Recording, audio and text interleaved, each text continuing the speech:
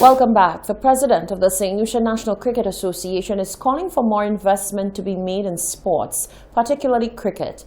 He says the association is doing its part but needs greater support. St. Lucia is blessed with an abundance of talent and sporting prowess. There are many known names such as Laverne Spencer and Darren Sammy, who represent the island internationally, as well as many budding young athletes at various schools throughout the island. Currently, 10 cricket teams around St. Lucia are vying for a $10,000 prize in the T10 games organized by the St. Lucia Cricket Association in collaboration with Dream 11. The president of the St. Lucia Cricket Association, Carol Henry, says while the games have been very successful, there is need for a lot more to be done to boost sports, particularly cricket, in St. Lucia. We are not as fortunate as football in the sense that we don't have a FIFA. And FIFA, as we all know, is a very affluent, well-endowed, financially endowed entity.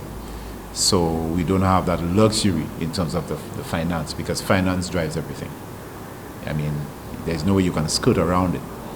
So while that is the case, though, we would like to see, definitely would like to see at governmental level, we get, a lot more injection as far as that goes. And we are in discussion with them. And the response, and they're very receptive. So it's a matter of our just, continuing the collaboration and discussion and making things happen as we go down the road. I must say we have been very well received at the Ministry of Sports, and the support is forthcoming. So it's just a matter of time and for it to play out and for it to actually happen and realize. He says while the association is playing its dutiful role, there is continued need for collaboration with the Ministry of Sports and other stakeholders. I would posit that it's a question of collaboration. The Ministry of Sports is more or less an umbrella organization that we obviously would be working in tandem with to bring about the training programs and the opportunities for promoting and developing the game that you speak of. As a matter of fact, the Under 15 program is fully administered and run by the Ministry of Sports. Okay, so we play a role, definitely. St. Lucia National Cricket Association. That's our mandate and that's our job. To make available programs, developmental and so on, and then we seek to get the funding, the support of the ministry in that regard. Henry says, despite all odds being faced right now as a result of the COVID-19 pandemic, the association and Dream 11 are going all out to ensure the continuity of cricket games in St. Lucia. Cricket is definitely a discipline that needs to be promoted throughout the length and breadth of St. Lucia, and that's our mandate.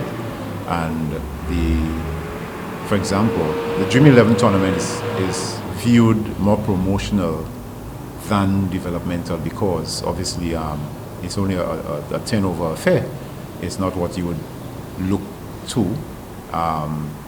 get your players develop the skills that you want them to, although that is arguable. What it does, though, is that it provides the exposure to all those players.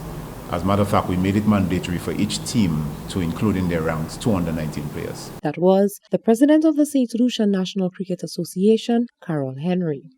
Reporting for Hot 7 News, I am Genevieve Gonzalez. A man wearing a red dress, straw hat, mask, a pair of sneakers and carrying a handbag robbed the CIBC First Caribbean Bank at Wildly St. Michael, Barbados of an undisclosed amount of money on Thursday afternoon. Police Public Relations Officer Acting Inspector Rodney Innes spoke to Nation News at the scene of the crime. Police received a report in our operations control room and at the District Police Station sometime after 12, about 12:15 today. The nature of the report was in fact that the bank robbery was in progress in the First Caribbean Bank building. We were informed that the assailant, or one of the assailants, someone entered the bank, approached a teller, and presented a note and demanded cash in specific denominations. The teller did as she was trained to do and handed over a certain amount. That clip courtesy Nation News out of Barbados. Castries Southeast MP Guy Joseph has called on opposition leader Philip J. Pierre to release the so-called recording he claims to have of him telling untruths about SLP candidate Joachim Henry. Pierre offered to play the recording recently via the airwaves, but the show host at the time declined to play it. Pierre later explained that what Guy Joseph said was too degrading for him to repeat. This week, Guy Joseph gave Pierre an ultimatum, saying that if he did not release it within 1 week, he would deal with the matter accordingly. They themselves using their own operatives using obscene language on the media, national radio, on national broadcasting networks. Yeah. I don't use obscenity. None of my colleagues can tell you. Nobody in my community. I'm not even tempted to use obscene language. So I cannot see if I said something. What is it that I would say that you cannot play? That's right. I think that's just now, a cop-out. No, now you see that lie by Labour Party. I'm going to call them out on it. Because that, hold on, that game that is being played here, and you see the path that they want to go down, I have avoided going down that path because there are other paths that I'm pursuing now to deal with this matter. According to Joseph, the St. Lucia Labour Party is infamous for trying to divert attention from themselves. So they victimize people, they come and tell you, you victimize people.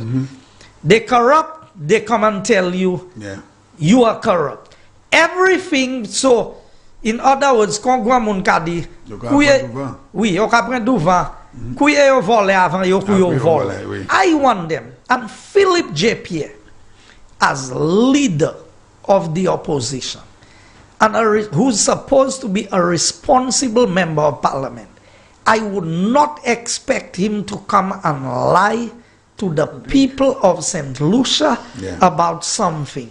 So maybe he has something, but I know it's not Guy. Right. So if he has something, he better release while he can. And have the right guy. What he has in his possession. And the right guy. Because that could not be the guy that he's. That was Castries Southeast MP Guy Joseph. This is the Hot 7 TV Nightly News. Stay with us. There's more news after the break.